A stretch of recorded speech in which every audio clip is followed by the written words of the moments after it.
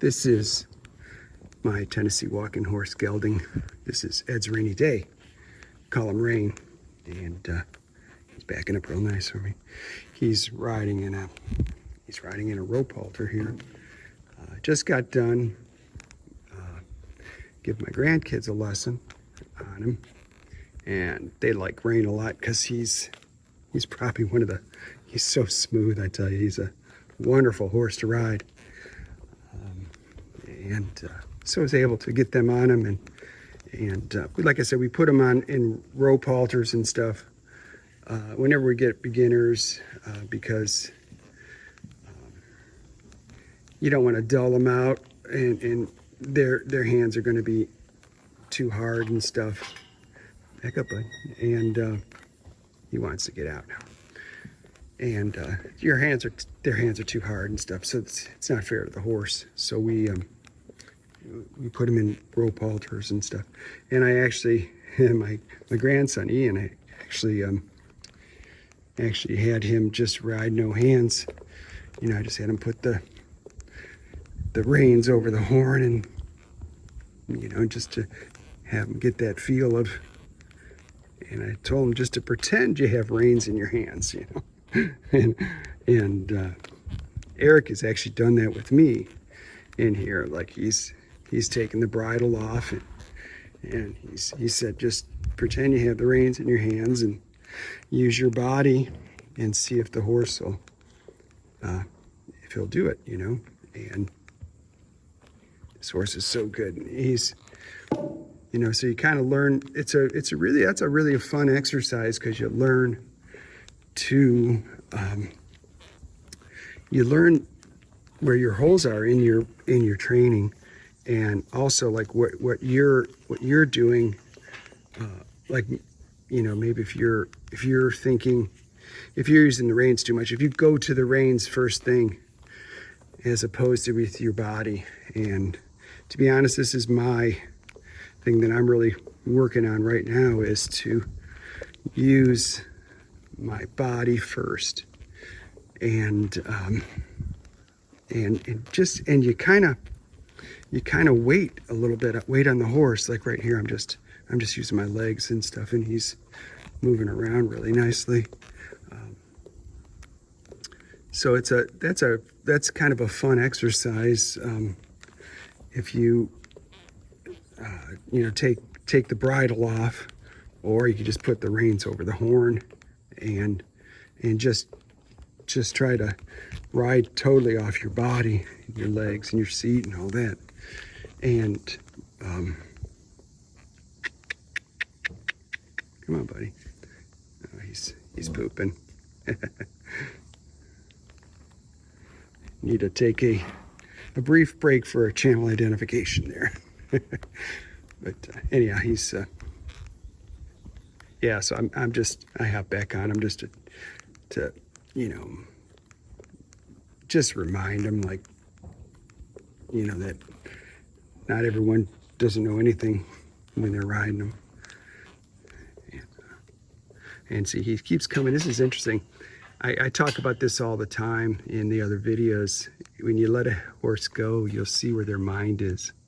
And see, his mind is right here at the gate, because I'll back him up a little bit. I'll show you where he wants to go. This is kind of cute. Here, buddy, back up. Yeah, he's such a good boy. Yeah, see if I can get you, show you. Okay, see that open stall there, right behind that orange wheelbarrow? That's his home, so, or his room right now. So that's where he wants to go, right there. So, Warwick Schiller does this a lot, or in one of his.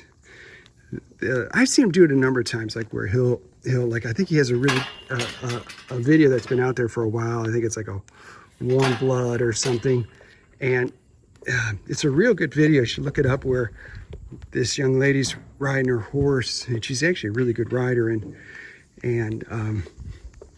he ends up just pretty much telling her, just let the horse go wherever it wants to go. And when it would get to, and it would go over to the gate, and he would he would then have her get like active in the seat, like wiggle her legs, make the horse trot in that area, you know, by the gate. Like, see how he came right back here to the gate. So what I'm going to do is I'm going to wiggle my leg. Come on.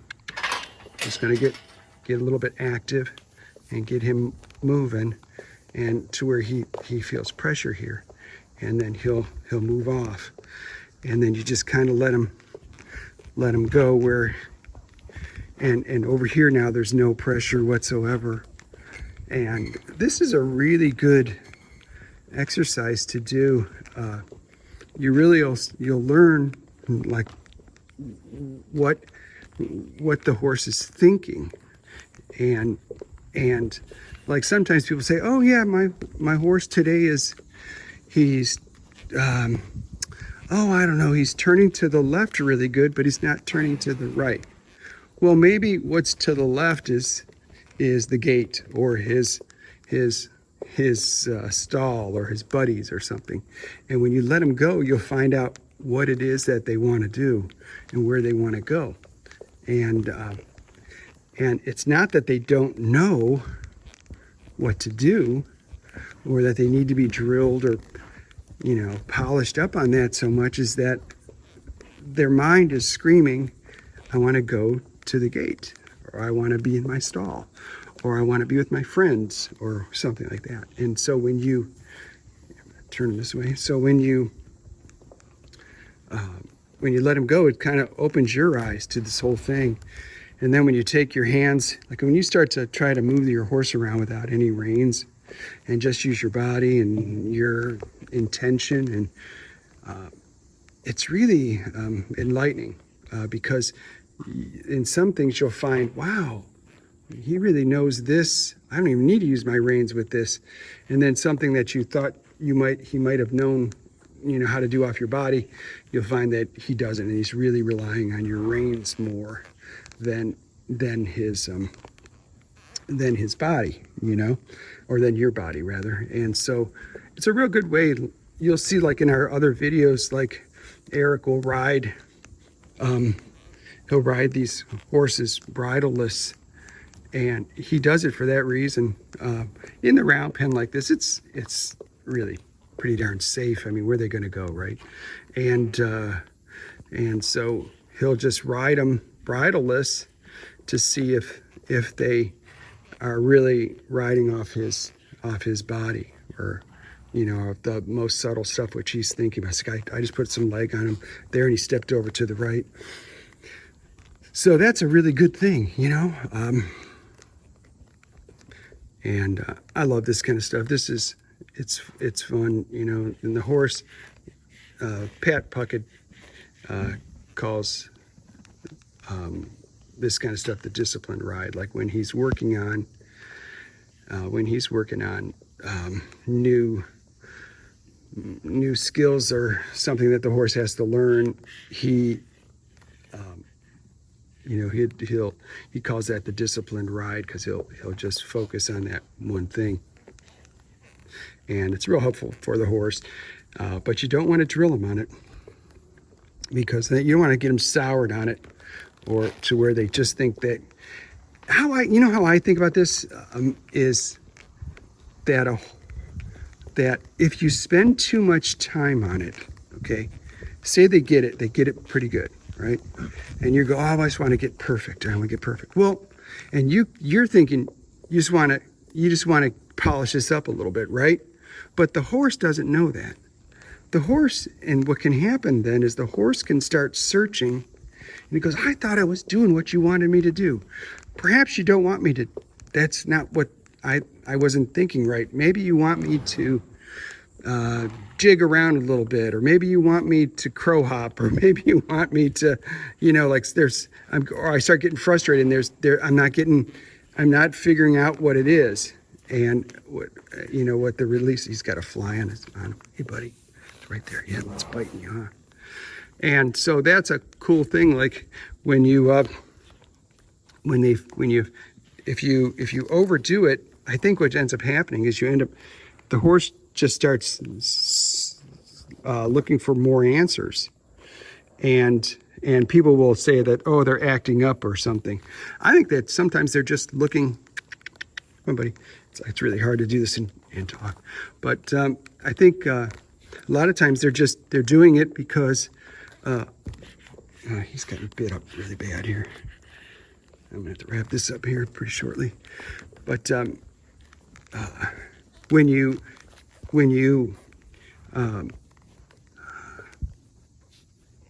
hey, back up, buddy. Yeah, if you like, which kind of what I'm doing right now, I'm just keep talking and doing this stuff, and he knows I'm not focusing 100% on him. And so he's probably searching for answers. You know, he's like searching, what do I have to do to make this session be over, right? And so that's kind of stuff you don't want to. So I'm going to a go-to right now. I'm going to backing up. You know, it's something that he knows.